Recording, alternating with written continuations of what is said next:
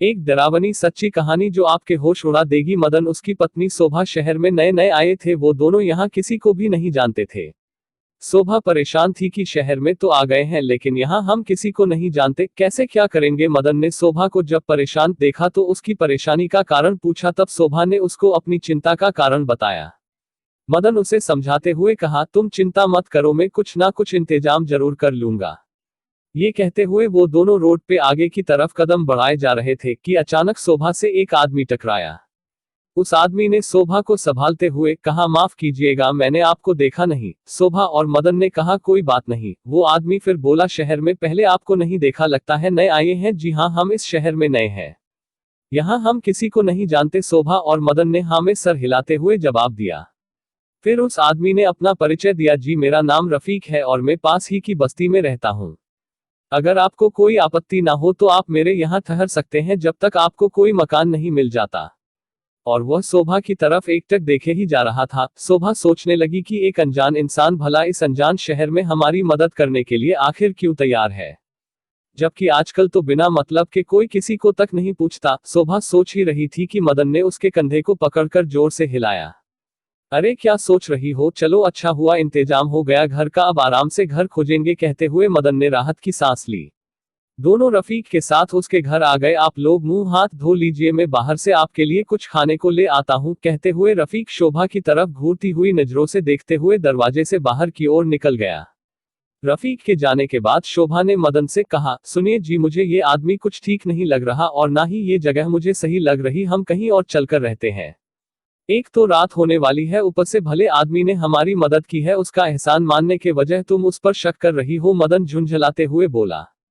बेचारी शोभा समझ नहीं पा रही थी कि मदन को कैसे समझाए, क्योंकि बस वही रफीक की उन नजरों को महसूस कर पा रही थी और मदन था कि रफीक के गुण गाते नहीं थक रहा था। बूट की कहानी। रात हो गई, खाना खा के सब सो गए। करीब रात के 2 बजे शोभा को अपने हाथ के ऊपर कोई नुकीली चीज महसूस हुई। कई बार तो शोभा ने नींद में ही उस चीज को झटक दिया। थोड़ी देर बाद फिर उसे अपने हाथ के ऊपर वो नुकीली चीज महसूस होने लगी। अब शोभा की आंखें खुली, उसने इधर उधर देखा तो रात के सन्नाटे के अलावा वहां कोई नहीं था। जैसे ही वो अपने बिस्तर पर लेटने को मुड़ी, उसके सामने एक विकराल शरीर वाला कोई था, जो इंसान तो बिल्कुल नहीं था। शरीर मानो जैसे सड़ा गला मांस, जिसकी दहकती हुई लाल आंखें शोभा के एकदम सामने थी और उसे घूरे जा रही थी। ये देख शोभा डर से थर थर कांपते हुए चिल्लाए। उसकी चीख सुन मदन की नींद खुल गई। मैंने तुमसे कहा था ना, हम कहीं और चलते हैं, यहाँ मुझे ठीक नहीं लग रहा, लेकिन तुम नहीं माने। कहते हुए शोभा जोर जोर से रोने लगी। क्या हुआ, लगता है कोई बुरा सपना देखा। बाथरूम की तरफ से आते हुए रफीक मदन के पास आकर बैठते हुए बोला, मैंने तो बाथरूम में ही आपके चीखने की आवाज सुनी थी, तभी मैं दौड़ के इस तरफ आया। रफीक ने कहा। शोभा इतनी डर चुकी थी कि वो अब कुछ बोल ही नहीं पा रही थी। दिन निकला, सभी ने नाश्ता किया, फिर दोपहर का खाना खाया। शाम को मदन ने रफीक से कहा, तुम जाकर रात का खाना ले आओ, मैं शोभा के पास हूँ।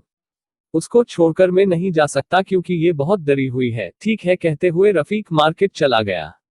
रात का खाना खाने के बाद सभी सोए हुए थे कि अचानक शोभा को किसी ने पुकारा। शोभा, तुम कह रही थी ना यहाँ से चलते हैं, चलो आओ मेरे साथ, मेरे पीछे पीछे आ जाओ, और हाँ, अपने गहने भी ले लेना साथ में। शोभा अधजगी अधसोई सी उसके पीछे पीछे ऐसे चल दी मानो शोभा को अपनी सुध ही ना हो। थोड़ी दूर चलने के बाद शोभा एक ऊंची जगह पे बैठ गई और उस आवाज ने शोभा से कहा, शोभा, मैं टिकट लेकर आ रहा हूँ, ठीक है, जब तक मैं ना आऊं तुम यहाँ से कहीं मत जाना। सुबह हुई, मदन उठा, उसने देखा शोभा अपने बिस्तर पे नहीं है और ना ही रफीक अपने बिस्तर पर था। मदन घबराया और इधर उधर पागलों की तरह शोभा को ढूंढने लगा। मदन को ऐसे देख बस्ती के लोग इकट्ठा हो गए और पूछने लगे, क्या बात है भाई, किसे ढूंढ रहे हो। मदन ने बताया, मैं और मेरी बीवी 2 दिन पहले ही इस शहर में आए हैं। हम यहाँ किसी को नहीं जानते, बस रफीक को जानते हैं और उसी के घर में रह रहे थे। कहते हुए मदन ने जहां रफीक का घर था उस ओर इशारा करते हुए अपना